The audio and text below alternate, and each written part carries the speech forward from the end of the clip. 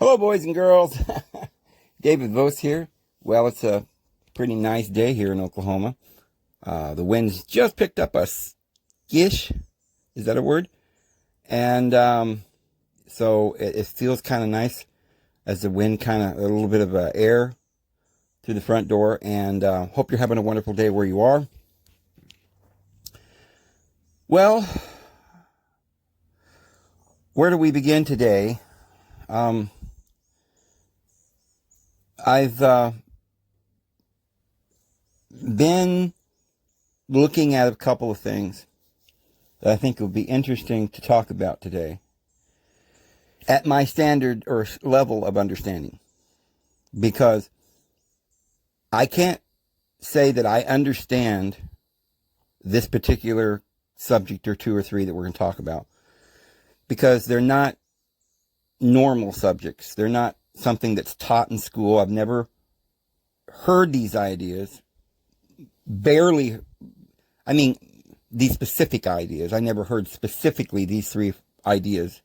I don't know how many we're going to talk about today, how many we'll get to, but there's two or three little deals that are kind of going around on the web. We talked about the Mandela, and we talked about the flat earth and all those things. And, I don't agree with those things.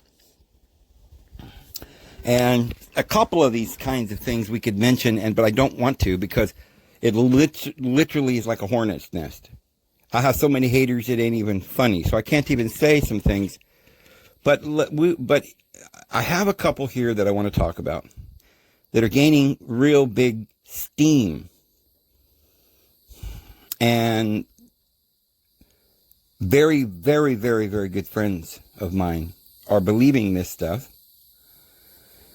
In fact, somebody who I've been talking to recently about this, we've been kind of talking about this. And so this is how I've gotten the little bit of knowledge that I have about this subject at this time. So I will just say, let's preface this with, when we talk about this, it is just preliminary. Because, like, for instance, when I first heard the flat earth, I could only speculate what they were talking about. I knew immediately I didn't believe in the flat earth, whatever that was. It didn't make any sense. I heard the word disc, and I thought, well, that's really crazy. I can't imagine there would be any reason that the earth would be a disc, like a hockey puck, just flate. So it made more sense to me just immediately to have a sphere in my mind anyway. And of course, I know a little bit about physics.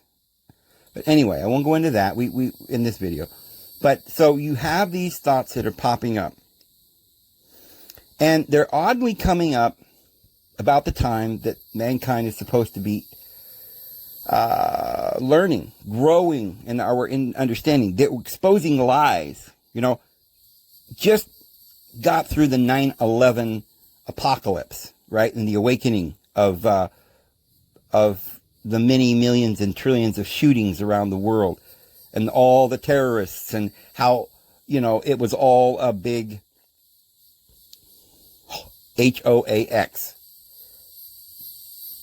All of this wasn't grassroots. It was an illusion. It was a MK Ultra mind control game. But we were waking up to that. That was just a couple of years ago. I think that actually made us wake up as a nation. Right after 9/11, I think so many looked at that and said, you know what? I got a feeling that wasn't real.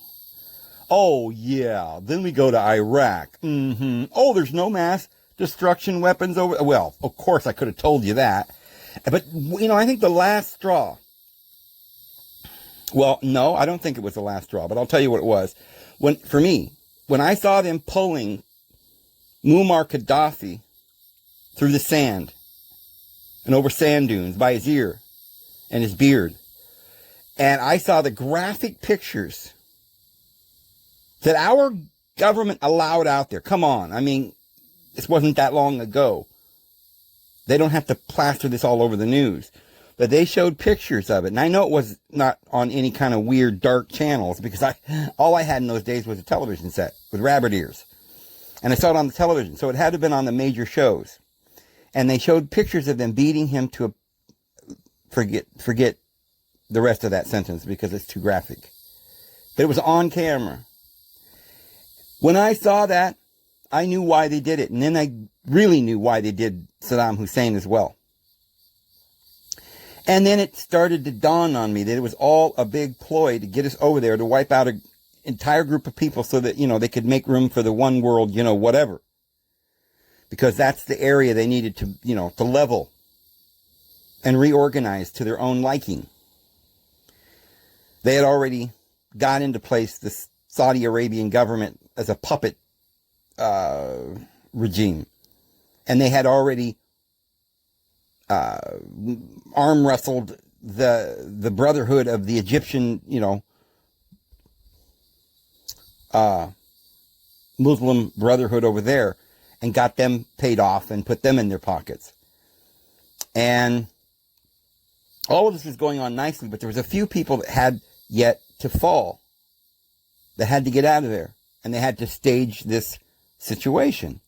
And we began to wake up. And then by the time all these school shootings came along, there was a lot of people ready for the picking. And people like Alex Jones came along. But you notice that there's always a conspiracy theory that doesn't make sense. It's not like people are waking up and darn it, we're just sick of this fake people coming on telling us truth. Right? That darn Alex Jones always talking truth. Why, he must be something wrong with him. Oh, doesn't he look like that comedian? Well, guess what? What a coincidence. One dies in 1 year, and in the very same couple of months later, Alex Jones comes on the same radio station as the same manager. They look alike, except for the comedian guy. I'm not going to say his name. Those of you know will know, and those who don't will look it up. But they look almost identical. Remember, one is younger because this is before Alex Jones became Alex Jones. But they both are on the same Texan radio. They live in the same town in Austin. Same manager on the same radio station. And one person gets, pancreatic cancer and dies. And the next year, Alex Jones debuts as a national radio host. And talks very similarly, politically speaking, and crude and shocking. Theatrical. I mean, yeah, he's about an inch shorter or more. And a lot put on his, certainly quite a bit heavier at this point. But now, of course, it's 20 years later.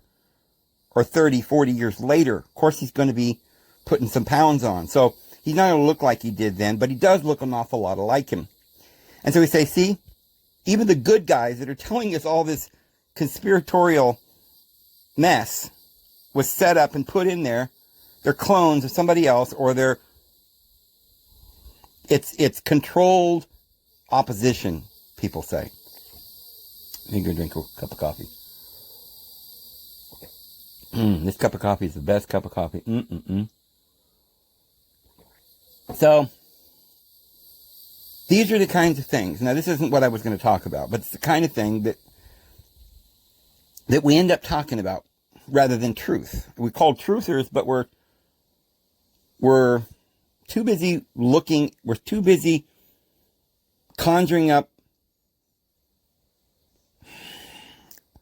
concepts to show the world just how wrong everybody is, how awake we are. We find stuff that we've been told that isn't true and make it a big deal and tell everybody, look, this is amazing. We were told the earth was round, but it's really flat. But it goes so far. It's like, can we just convince people to be good first? Do we have to go right for the jugular vein and start telling everybody that, by the way, you're in the Truman Show, there's nothing here, it's just a blank screen, you don't even exist. You're just a piece of hardware with software running in the background. I mean, that might be true, but if it were, then our controllers don't know it. And you really can't use that kind of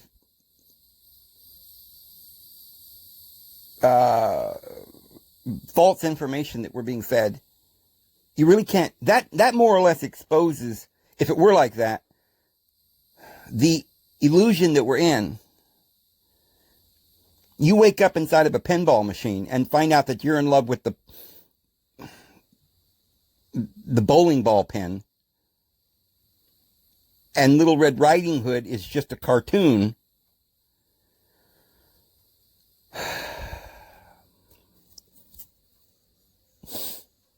You're not going to even care if you got any extra quarters or an extra game out of that one, because your bells and buttons are going to go blinkety blink, blink, blink, and they're going to go out for sheer sadness.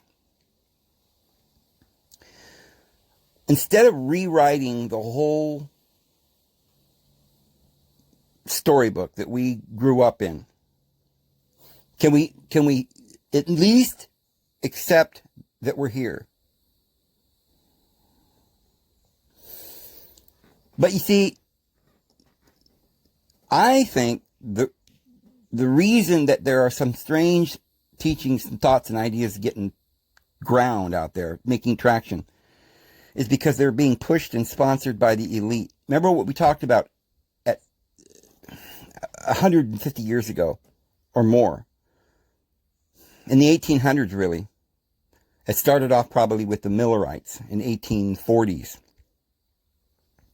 And the Mormons and groups like that. And then Jehovah's Witnesses and Seventh-day Adventists and Christian Scientists and the whole New Age movement. All these different religions. The Baha'i. Unity. The Church of God. The Seventh Day or whatever. The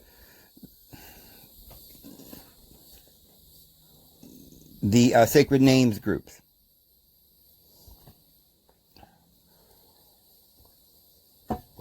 It's one after the other. Just sort of movements and new concepts that were born were financed directly by, I mean, how else did this little group called the Bible students with 40 people in the class end up buying one of the most important pieces of real estate in Brooklyn across from the United Nations building on the bay? That would be a piece of real estate that you cannot purchase but are assigned. Down the street is the Trump Plaza and the Rockefeller Plaza. This is not just prime real estate. This is given away only to the individuals that they want it to be given away to. It is not, it's not bought and sold. It's a lottery. You have to join the club. And so there's a reason why certain ideas were printed and published all over the world. The reason that New Age movement was pushed, and we had little New Age bookstores all across. They had to do that because they didn't have churches to push their books like Jehovah's Witnesses did. Thousands of millions of Jehovah's Witnesses running around putting pamphlets on your door. They didn't need a broadcasting company. They had a Bible and Tract Society. So the New Age had their own thing. They had to get outside of it, and they were financed heavily by the Rockefellers and the Rothschilds. And so they had to have their own little bookstores. To get people in there, they had to have, they weren't going to sell them eternal life. They weren't trying to sell them how to be saved. That's not what it was all about. It was about a quick buck. Oh, there was a beautiful smell when you went in there of potpourri, right? And garlic. And there were exciting, fantastic novels about becoming a great witch, how to put a spell on your lover, right? How to remember your past lives, how to open your chakras. Oh, awaken the Kundalini. It was all the stuff that everybody wanted to know, and they need to know it now. And you could go and get it for $19.99. And while you're at it, you can get yourselves an ancient obsidian necklace, right? And emeralds and rubies that give you communication to the spirit world. This was fascinating. Potions, oils, and fragrances. And they pushed it to the people. And they sold it to the people. And they even hired some people in Hollywood, like Shirley MacLaine, to write books about it. They hired gurus in the East and literally managed to change, Theosophy literally managed to change the way the Indians felt and believed about their information. Just like they changed Christianity by promoting Herbert W. Armstrong or L. Ron Hubbard or someone else teaching the world about Yahweh again and going back under the laws. That was very, very mystical to people. Like, oh, maybe we should go back to polygamy. They have different things that excites different people. And they get them to read books and solve mysteries. Who was Cain, Oh, the Book of Enoch. So they sold these books and they financed this thing because they wanted you to get to talking about things that would not be the truth. In other words, they knew you were going to find out about the truth. They had to confuse you so badly on the subject that when you heard the truth that they knew was about to be revealed to the world, they were going to dig books up from the ground. We were going to start interpreting the hieroglyphs from the Rosetta Stone. We were going to have revelations. Human beings were coming into the new age. There were new frequencies and vibrations. So they had to start singing songs about the opposite of what was true. Like good, good, good vibrations. And then turn around and sing that it was the age of Aquarius, which is down at the bottom of the wheel and whose god is Saturn. Back under the bondage of law. And that's where they wanted you to go. And all they talked about, they never showed you a picture of the Father in heaven and the Divine Mother. They always showed you these dark symbols of this goat-looking Baphomet hanging on a circle with a 5-sided star upside down. They never, ever gave you any truth. And then they twisted the ancient law, which used to say, which Christ gave us, his law, the very law of Jesus Christ, which was, do unto others as you would have them do unto you.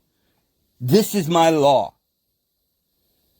The new lawgiver who came down from the Mount of Olivier after speaking with God for 40 days and 40 nights. Happy are those who are peacemakers. But no, they turned it around. Aleister Crowley, the great guru of Satanism in the last evil days of earth, who created Hollywood and the music industry and all the newspaper and propaganda outlets, the media, and created NASA and these agencies like the CIA. Aleister Crowley did all that.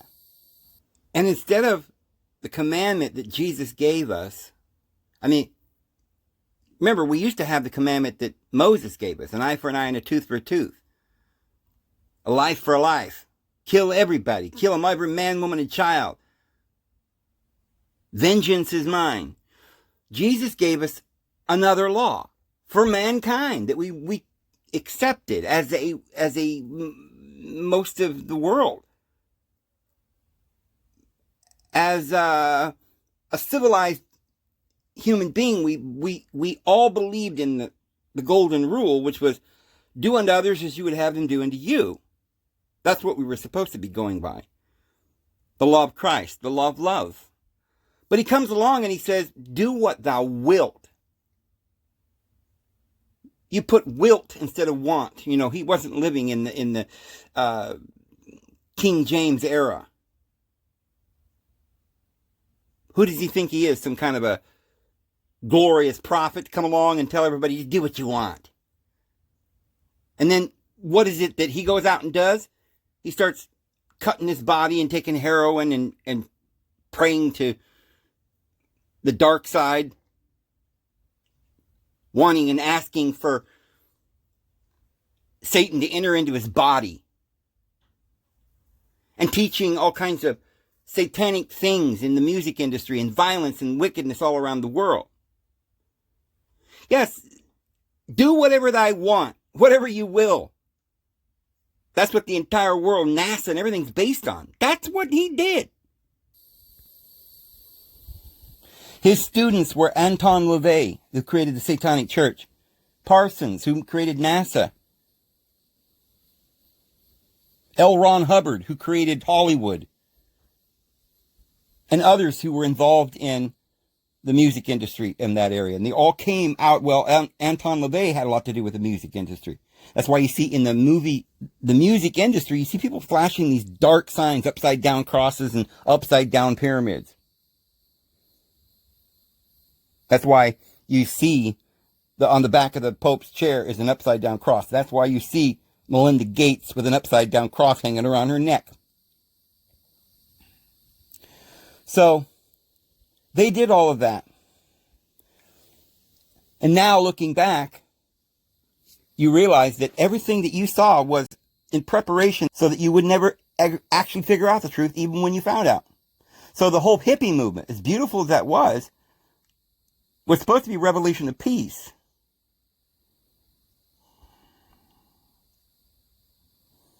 And a revolution of freedom.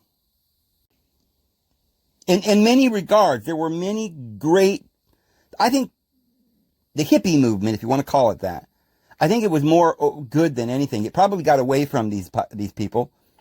I don't think they realize how pure the hearts of men are and women who begin to get a little bit of truth, even if they don't have it all. I mean, if at that time they had had some of the stuff that we've recently come up with, some knowledge, they had the internet, and that movement would have saved the world, probably. But they didn't finance all the good and best parts of that movement. We ended up with these little groups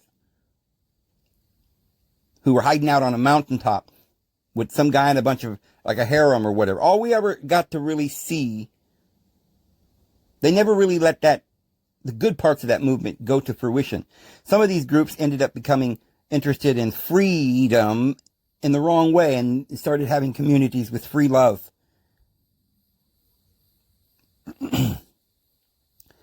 And I met many of those. I met some of them that thought they were Jesus Christ or the bride of Christ.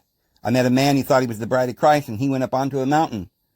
I knew the man, had conversations with him, thought he was the bride of Christ. He had a beautiful wedding dress, a beautiful pure white wedding dress. He had done his nails all up just pretty and fine. And he waited, I think, for about 20 years. And I think about once a week he would go up under the mountain waiting for the Lord. So I say this because we're in the truth movement. We have to be careful that the truth movement doesn't turn into be some kind of a movement where it's just a free-for-all. And it doesn't matter what the truth is anymore. It's only we don't want to believe anything we're told. In other words, almost a rebellion. You know, that's what happened in France. France was a very liberal place. They were trying to be liberated. They wanted to be liberated. This is what led to the French Revolution. But they wanted to be liberated from the dark, Catholic, authoritarian, strict rules that controlled them, that gave them inquisitions. And remember, this is in France where they had the Inquisition. And Spain where they had another one. And so they'd gone through two of them, at least. It was a bloody, terrible, terrible period of time for Germans and French, and even the Spanish, at different times during the last couple of centuries. And millenniums.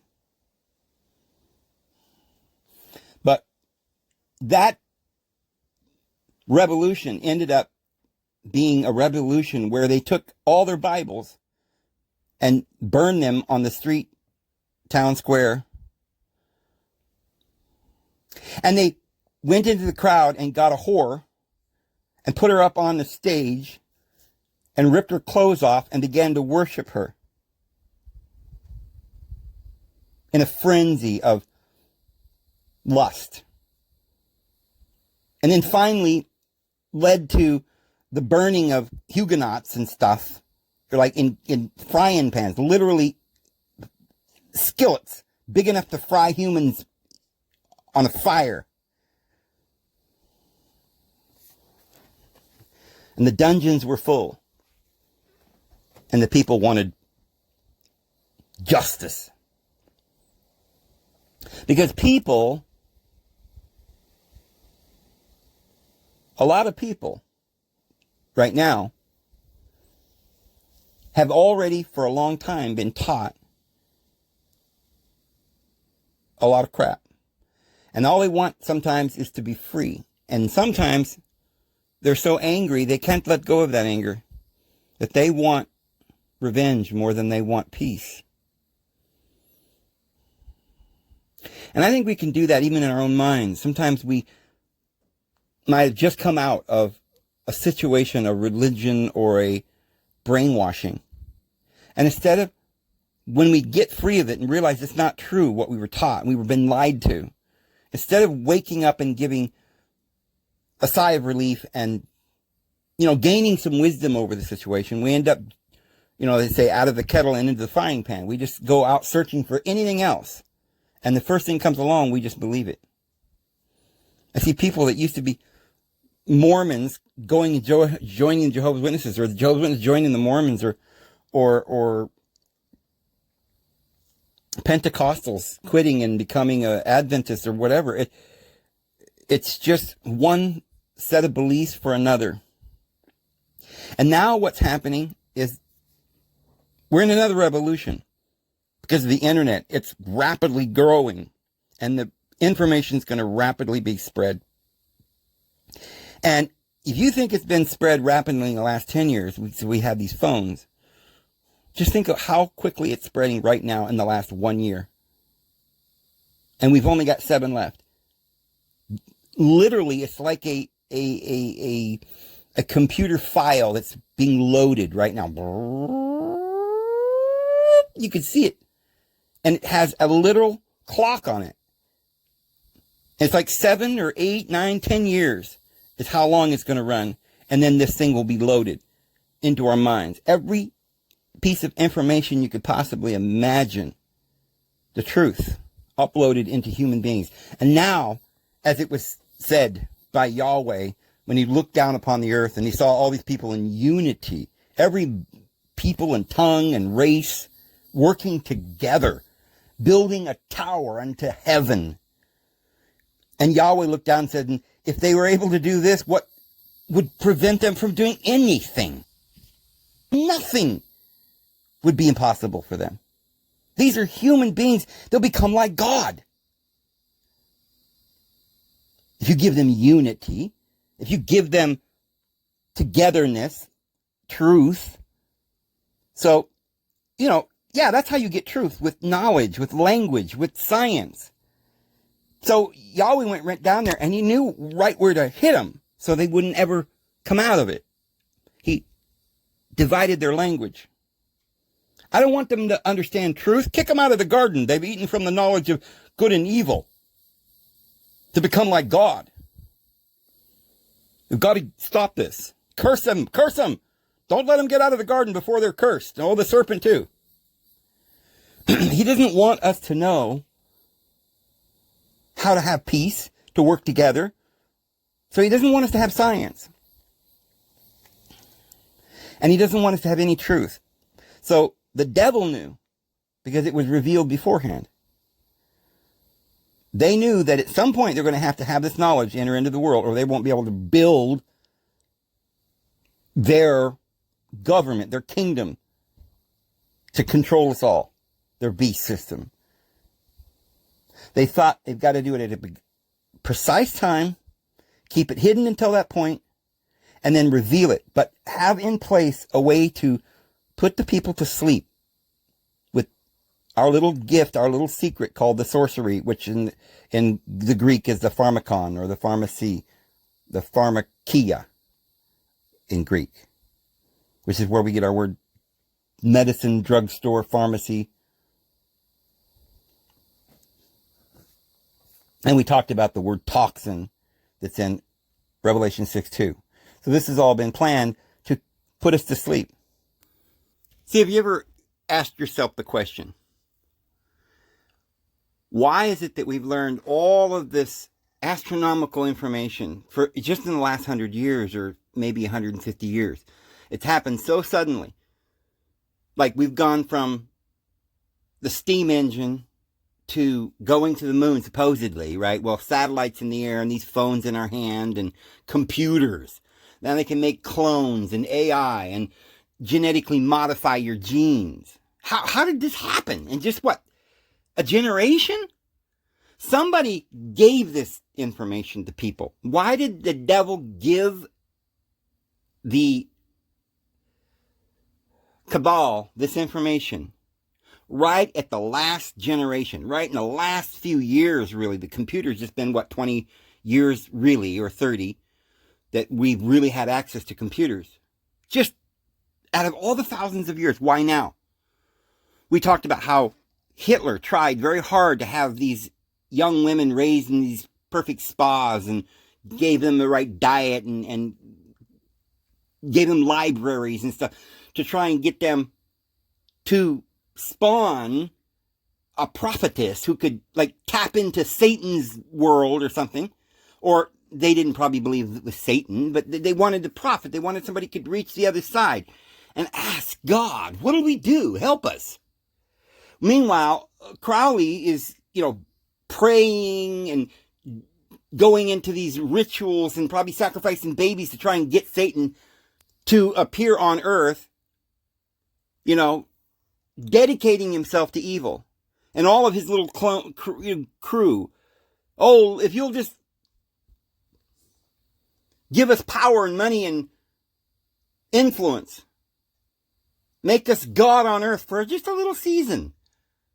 We'll give you our souls and we'll work night and day to just give us all the sex we want and drugs and power and intrigue, or I don't know what they really were looking for. Was it just power and sex? But they sold their soul to the devil for it. And they were maybe more dedicated than the Christians who were praying to the Lord. There were very dedicated Christians that if it weren't for them, we don't know about them all. But if you knew what they did, how many hours every day they were on their knees praying for you, for us. Because it says the prayers of the saints are ascending like an incense before the Lord. And the angels carried the prayers of the saints. And they ascended before God. And he says, oh my goodness, that Babylon's bad. There's a lot of people suffering down there. And the Lord came down here to help us because he heard our prayers. But were we more dedicated than the evil people? I don't get this.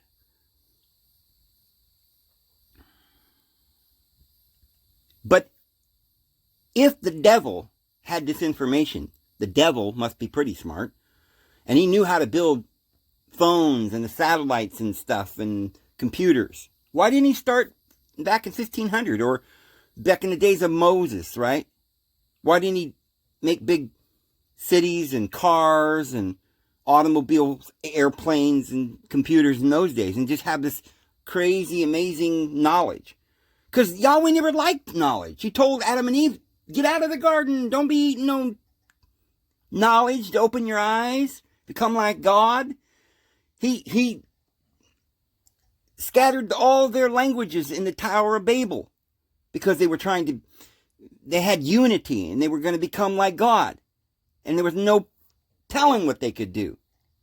He didn't want them he never gave us mankind knowledge. Probably our Father in heaven would have given us knowledge. The Lord came down to teach us, to tell us love, but we wouldn't receive it. Why? Because the devil was too busy deceiving us, keeping us down, stupid, making us slaves and giving us fear and telling us that we'll all die and go to hell if we look into the mysteries. So he got this propaganda to steer us away from the truth. So why all of a sudden then, in the last generation, there's all this stuff popping up? I think that the devil knew that there was a time when the Lord was coming back. And that we would all have this knowledge. Books would be open. The truth was going to come to the earth and manifest. I think this is the Lord's timing. And so all this information that we're getting is being carefully given to us just a short while, just long enough for it to open up and for the decision to be made by all of us. Once we hear the truth, now, it's been revealed, now we understand, and it's up to us to decide whether we'll just use this as a license to do any evil we want, this liberty, or whether we'll listen to the Holy Spirit and the angels and the scriptures, whether we have faith and we don't tire out and we say, you know what, I understand what this means. It means that the Lord loves us. We have freedom to love others.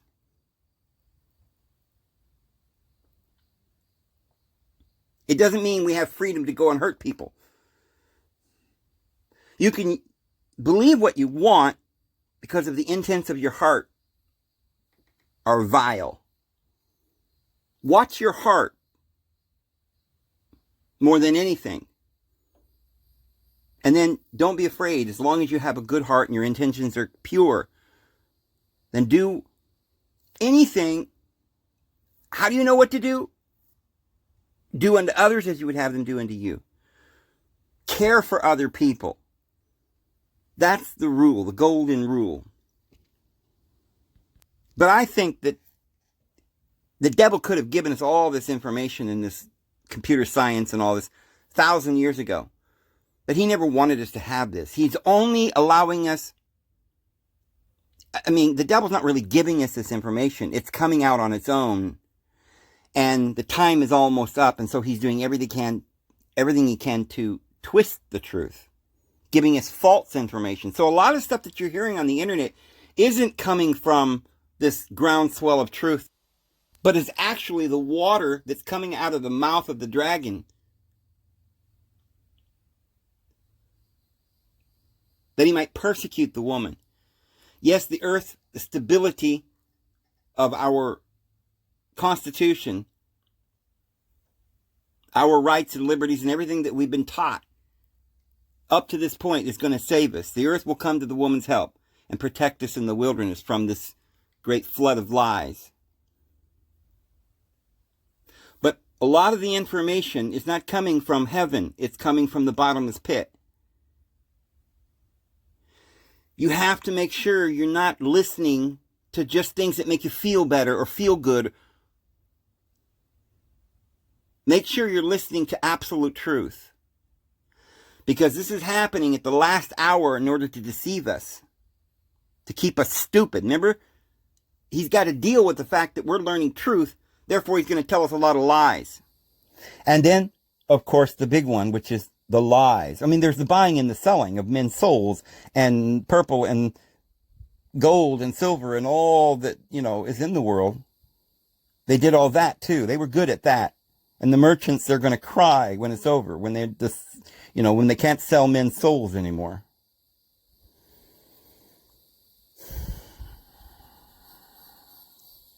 So the last thing then is deception in any form, because that's his name.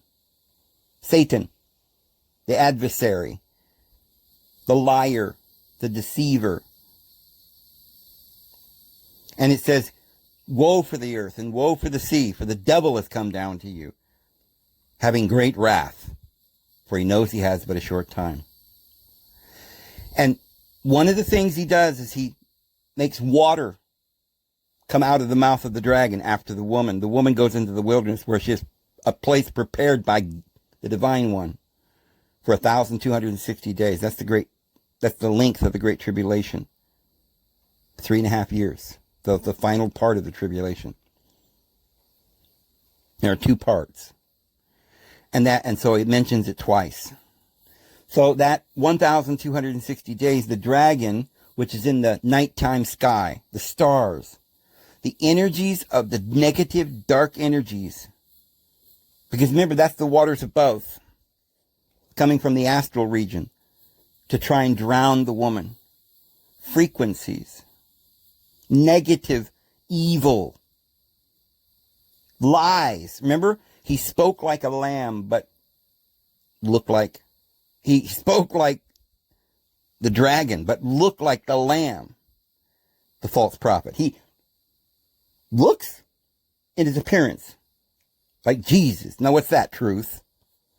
But he spoke lies like the devil, which is a liar and a murderer. And the water comes out of the mouth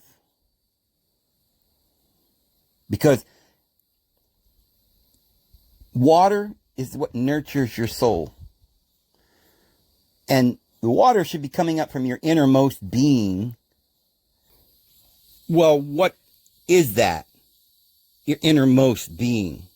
Well, there's a river of life that comes from your innermost being that bubbles up into eternal life. But there's another body of water in there, and it's down at the bottom. The stagnant water. Where the marsh is. And it's undrinkable. It goes out to the sea. It's salty. It's bitter. It's poison. And it has no, it's not running. It's stagnant. Might even have bacteria in it. Could kill you immediately. And he's belching that up from the beneath. And it's coming up from the center of his spine, right where the other river is supposed to be flowing, but it comes from your innermost being.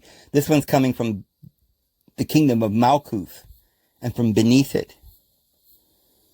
From the kingdom of the abyss.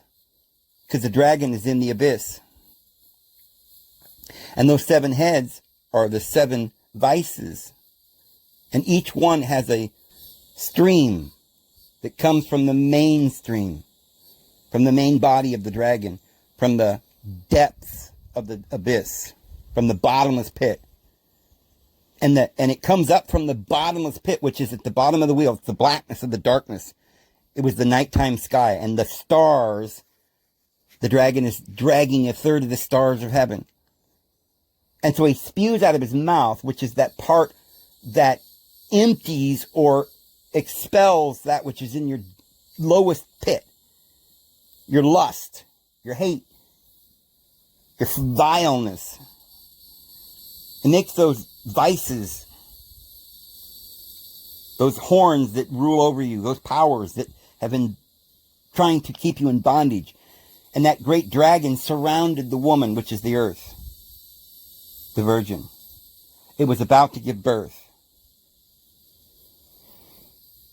And so the lies and the vicious darkness came up out of the depths. And they tried to drown the woman in confusion. So we have to make sure that we understand it's not enough. You're not a truther just because you no longer believe the government script. And now you've turned to your own willy-nilly, opinions. We don't need opinions. As I said the other day, it's not that we don't love each other's opinions when they're appropriate.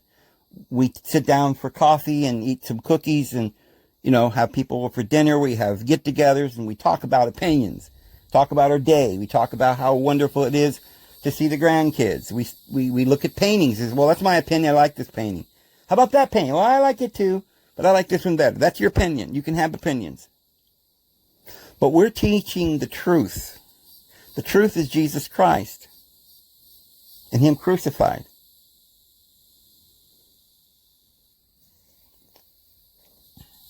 So there were certain things that got started that you can't prove, but has now become a religion. It has now become teaching doctrines of devils that it says in the New Testament, the apostles say in the latter times, teachings of devils to tickle each person's ear. Whatever you want to hear, they got a line somewhere for it. Now, the reason they make up these lies about different, the earth is flat or whatever. Look, science is fine.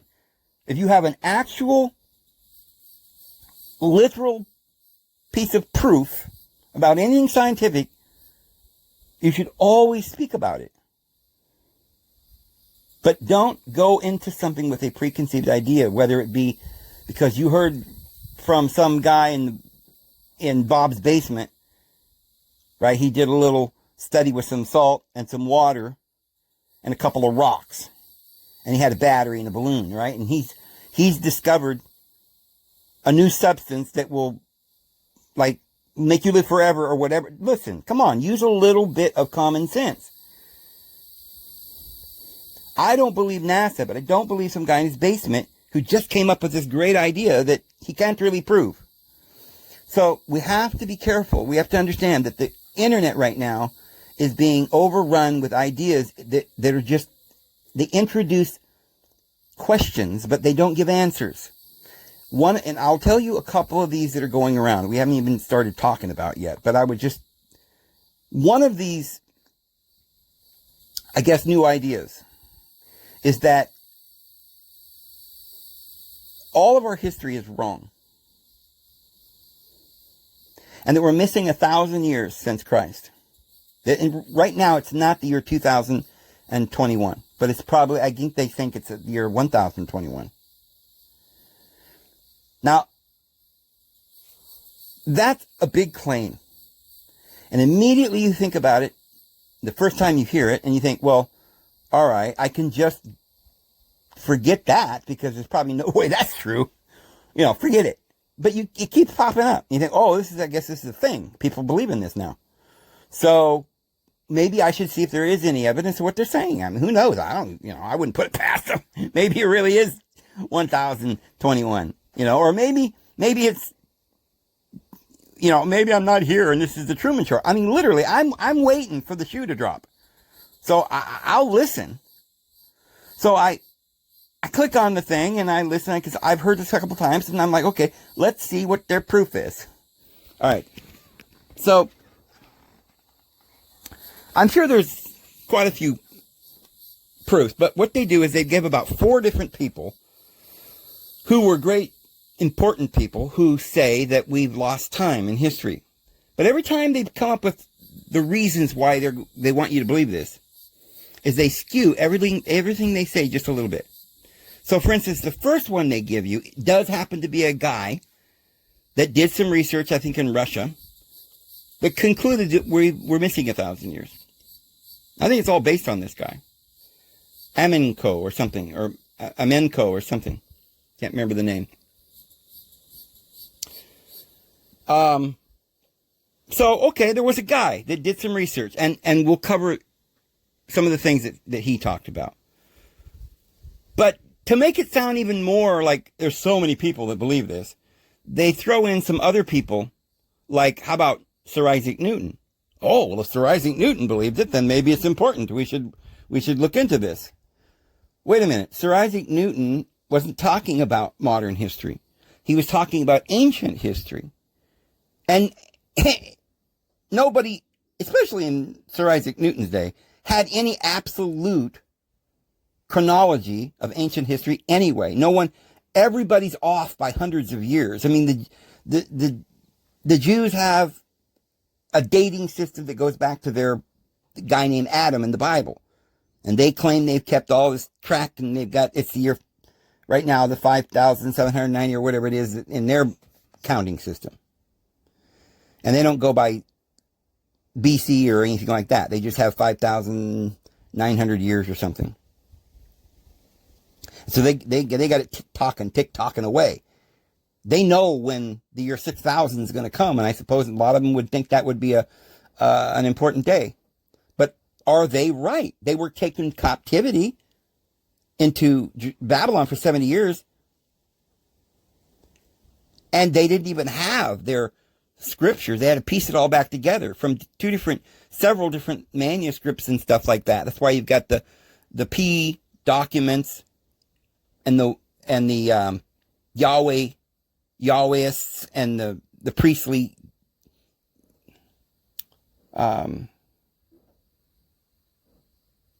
writings that they put together. And there's stories about, have legends about how Moses did this and that, but you don't know if they were just legends made up to explain away how they still know this information. Somehow Moses handed it over to Joshua, and Joshua handed it, they got word of mouth and down through. And then when they went into captivity, the scribes were very faithful, see, underground, right? And they're writing it down there with a feather and some ink they made out of red berries in the woods or something, and they preserved it carefully, fasting and praying for 1,000 years.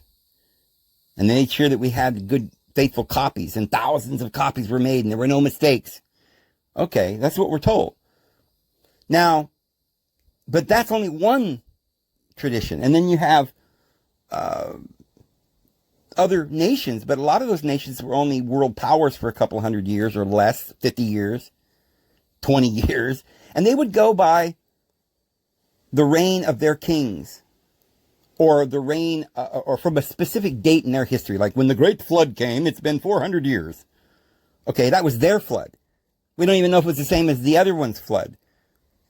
So you can't say, well, we're piecing this together from this flood time that they all must have endured the same flood or the same fire or the same, on the great day of the wall, which tumbled down, our king, Louis Bobby Boogie Boogie, reigned for 40 years and 40 nights. And the problem is some of these kings reigned thousands of years in the case of the Sumerian tablets.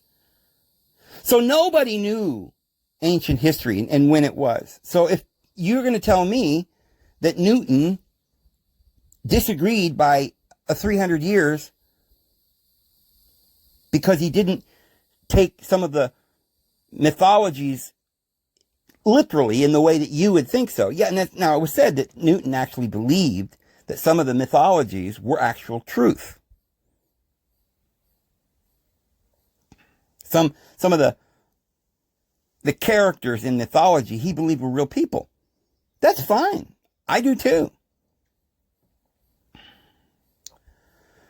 But I already knew that Newton had a different take on the dates. He wrote a whole nother genealogy or dates and times of historical. He had the history amended is what his book was. Well, again, he doesn't talk about anything after Christ, because since the days of Christ, we've had one calendar system. Well, we call it that, but it's the Julian calendar, and it went and switched over to the Gregorian calendar, but they're almost identical. So this has been the entire 2,000 years we've had this system, and we've counted each day, 7 days in a week, 52 weeks in a year, 365 days in a year. So we're not more than a month off, if you were really stretching it, because we've been following this calendar. We've got Rome, which has been running the world since that time, or some aspect of Rome, or the Vatican, or the Holy Roman Empire, So we have these kings in succession, all using the Julian calendar. So there's not really any mistake. They're not saying, from the time that Constantine took his throne until Justinian was 5. We don't do that. We don't have that problem. They just say what year it was. And so if you don't understand what you're reading, you can get lulled off into thinking that, well, if Newton said it, then it must be true. So they come up with another couple of obscure folks who maybe read the other guy from Russia or whatever. And, so it's, what about the thousands and thousands of people and all the documents? I mean, it's not fair to just bring up some guy that had a theory and that proves it. People need to see the evidence for, not all the little bit of evidence against. But minds that are very, very moldable right now, who have just come out from hell, who now finally wake up and realize that nothing they've ever been told is the truth. They're like jelly for this stuff. They're so impressionable. Be very careful what you're teaching people that are hungry for truth. Let's keep people hanging on to the truth and not just abandoning every sense of order in their life. Well, maybe the earth is flat and there's no God and maybe we should just go out and die, and there's nothing, Okay, but that's silly. No.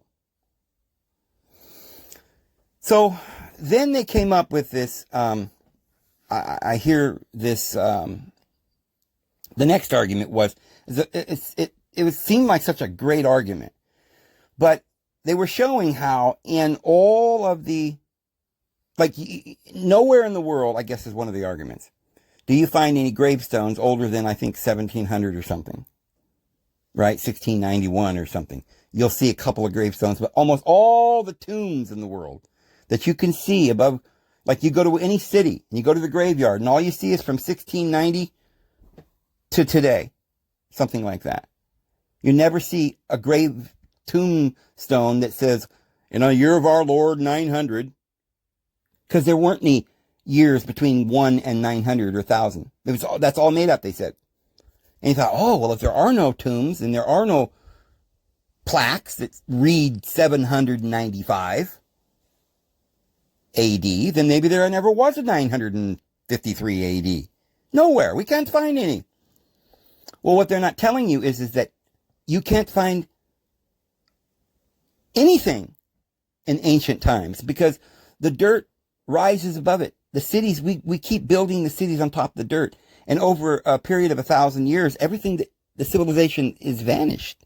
That's why you find these people talking about Tartarian and these cities that are down under the mud. They're not under the mud. The earth is, we won't go into it in this video because it's just another theory to you because we don't have the facts. I'm not going to spend the time to go into it. So we won't explain why the ground just seems to be growing. Like every 1,000 years, you got to dig down another 100 feet. And then you find another whole civilization. I mean, all the pyramids in Egypt, they were buried until recently we started digging them out of the sand. Now, in that case, you might think, well, it's because the sand blew across them and buried them. But all of them? Almost every pyramid we've dug up in the last 100, 200 years. They excavate around them. You can see where they'll go out into the desert and start digging. And there's a city down there. So, you see, every place on the earth, if you dig down, you're going to go down to 100 years, 200, 300 years. That's just the way it is. And you're fooling people to say, oh, look, if there's this other city that must have been a mud flood. No, it wasn't a mud flood. It's just the way the world buries the other civilizations because the trees grow, drop their leaves, and they make soil on top. So the soil grows from the vegetation that's decomposing, all the trees and the logs. And so in a year, you get an inch or two of soil. Imagine in 100 years. And imagine 1,000 years, you get 10 feet of soil, 100 feet of soil in some cases. Or I don't know if it's 100 feet, but maybe 10 or 20 feet or more. Maybe 100 feet. I don't know. Because nobody's done a scientific study. I think it would be different depending on where you went. So you go to some place like Arizona, where there hasn't been any trees there for a while, and you don't have to dig down very far, and you're digging up dinosaurs from thousands of years ago because there hasn't been anybody there. It's been a desert for quite a while, for thousands of years. It's been deserty. And so now none of the soil is built up. And there you are right there. You go down 10 feet and there's a Brontosaurus. See? So in certain locations you don't have to dig far. But in most places in the world where there's trees and stuff like that, you're going to have to dig a long ways. So So that theory that you can't find cities with tombstones, you're not going to, it's going to all be buried. And they had different traditions and stuff like that. There's other explanations for that. But then they show all these dates with 1 on it, like a 1593, or 1297, or 1754. And you'll find these dates on tombstones and other places. And every one of them, they claim, they show, many of them, they show what, instead of a 1756, it's just an I 756. And they show that some of them have a J.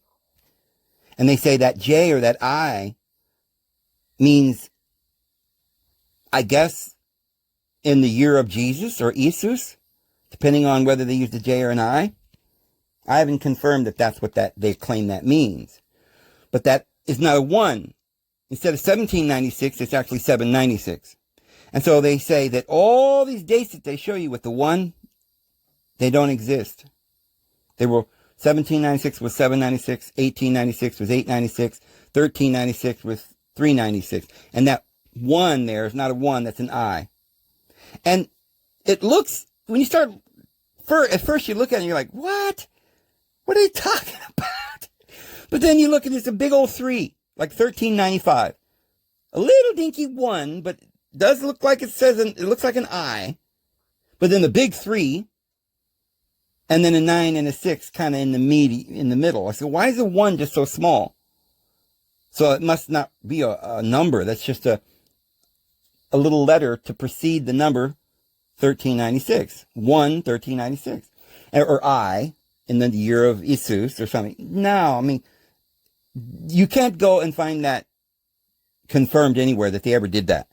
The fact is that the Romans used I's for a 1. That's what they wrote, calligraphy or fancy artistic writing with a feather and some ink. And so the second letter sometimes was above the first letter, and then the third letter was below the first letter. It was written all kind of squirrely. But that doesn't mean that one of those letters is a crypto for some other number or something. So that's just a theory. It's a speculation that cannot be proved, because you can go back and look into books at the time where there might have been written in math, not a date, but math. They might write 1396, and they write it the same way. That little 1, that little I, because that's how they wrote those I's in those days. So in math, they wrote these weird calligraphy writings, because it wasn't like printing like a typewriter. It was stamps or fancy writing everybody learned to do. So, and I never saw any, to me, I never saw any J's. But there was a little squiggle at the end of some of the I's, and they said that was a J. But it didn't look like a J to me. And for one thing, J's and I's have gone back and forth, so that could be. But I didn't see any indication that any of those 1s at the beginning of a date were ever I's in reality. Because I see the same art number shapes when you look at addresses. It doesn't have to just be dates. Addresses use the same 1. Looks like an I. So the Roman numerals 1 look like an I. And when they wrote important documents, they spelled it with this highfalutin calligraphy or this beautiful handwriting. And those numbers don't look like our numbers today. And they would cross them very carefully and do the little tips. The T wasn't just an up and a down. There was 2 little tips on each of the crosses. And so the little tip at the bottom of the I might make it look a little bit like a J, but it was just the way they wrote their I. So that kind of scholarly approach would not get it in the world, because some other scholar would look at that and laugh you out of town to present that as actual proof. But so many of us out there are not scientists, we're not scholars, and we're just listening to some guy, Bob, in his basement tell you that we're missing 1,000 years and you believe it. Based on this, this, and this, and you see the evidence, you go, oh, wow, he's right. Oh my gosh, there's no graves before 1691. And that's just not true.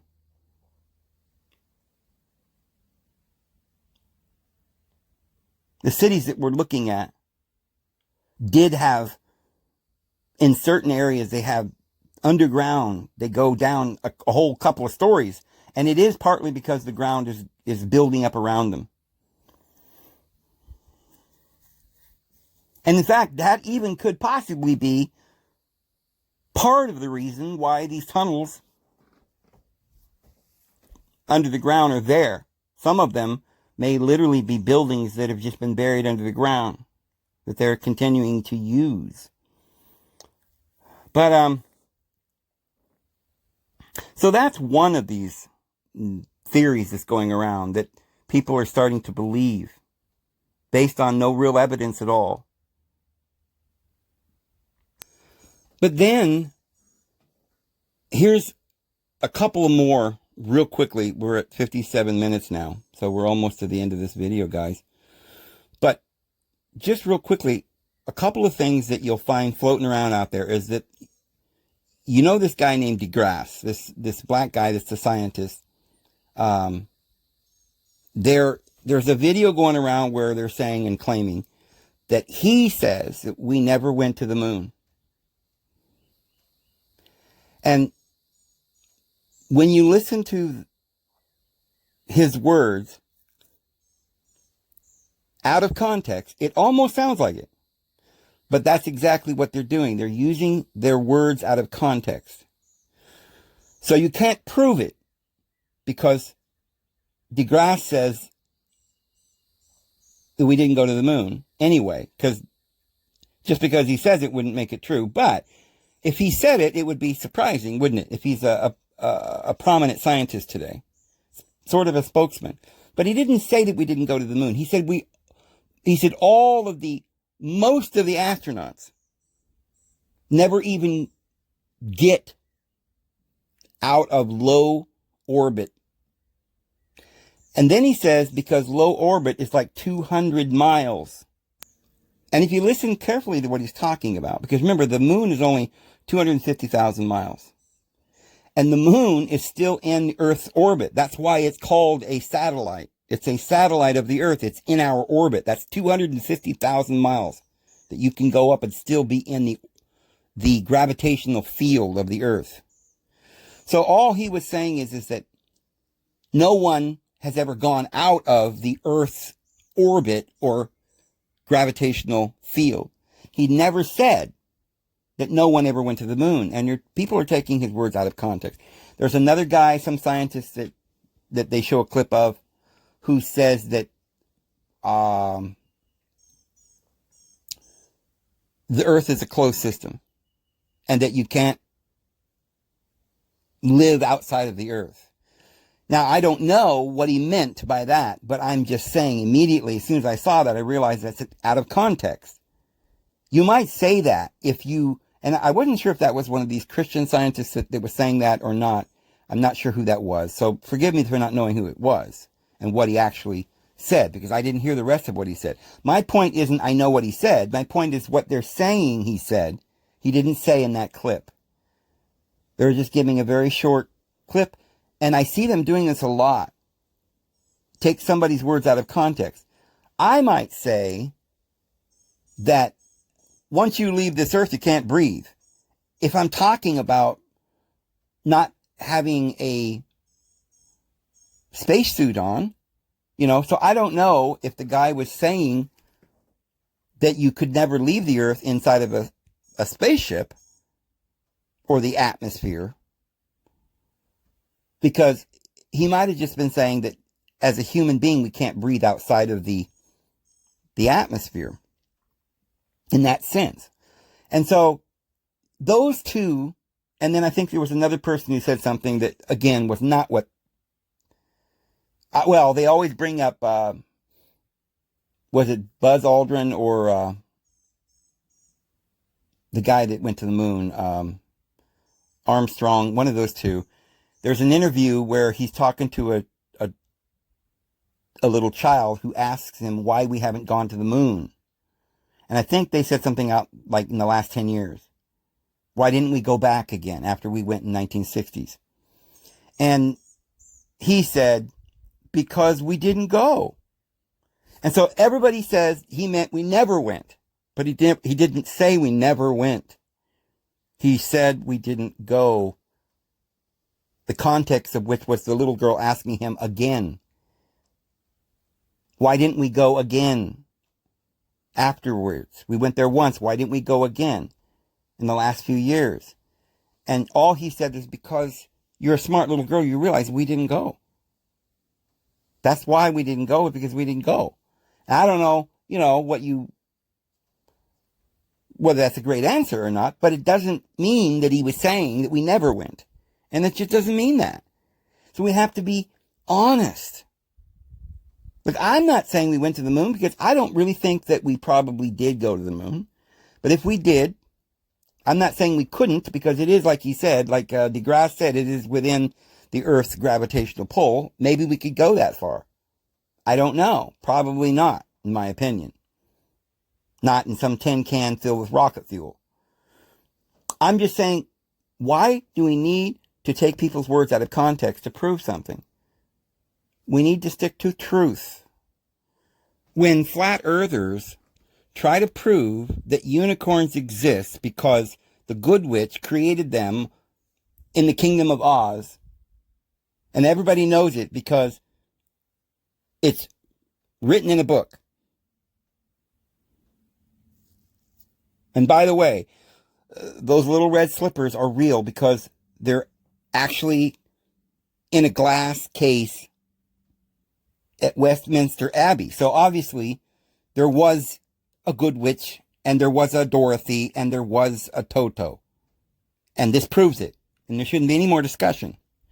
That's not good scholarly science or research. And so, I'm not saying that there isn't missing years, that we don't know for... I'm not saying that we're actually in the year 2021. I don't know what year we're in. I don't know that I'm going to sit and lose sleep over it. I have said that I think there are some missing years, but from before BC, because between the time that Julius Caesar made the Julian calendar and Augustus Caesar, I think there were some shenanigans to keep us from the knowledge of the exact year of Christ's birth. So I do believe there could have been other problems in history, but I don't believe there's 1,000 years missing at all. I don't believe that at all. But, and I haven't seen any evidence for it, and I think that it's good to continue to search and scan the horizon for any information that we missed. And if we have evidence for things that was done with shenanigans or that would open our minds to a whole new truth, that would be great. And some of the things that we're learning about, we need to continue to learn and be happy that we're learning this stuff. But there's a few of these things that we have to reconsider. Just because it's becoming popular to believe them doesn't mean that they're true. And we have to remember that we can only substitute what we already know to something that we have confirmed and know is to be the truth. Now, when you're very first learning something and you don't know if it's true or not yet, and you're excited because you actually want it to be true, you like the new idea, but you don't know if it is, be careful that you're not just believing it because you want to. Be careful that you're not saying, this is true, I know it's true, when actually all it is that you hope that it is, and it's interesting information, and you're just searching. It's okay to research the flat earth and see if there's maybe something you didn't know about it, and maybe that makes sense. But make sure that what you're hearing is actual facts, actual observations that are verified by many other people. And make sure that you don't hear people say stuff out of context. make sure that you have make sure that you understand that some piece of information out of context can change everything. So anyway, it's well over an hour, guys. I'm going to go ahead and go and get this loaded. We'll see you tomorrow. Have a great one.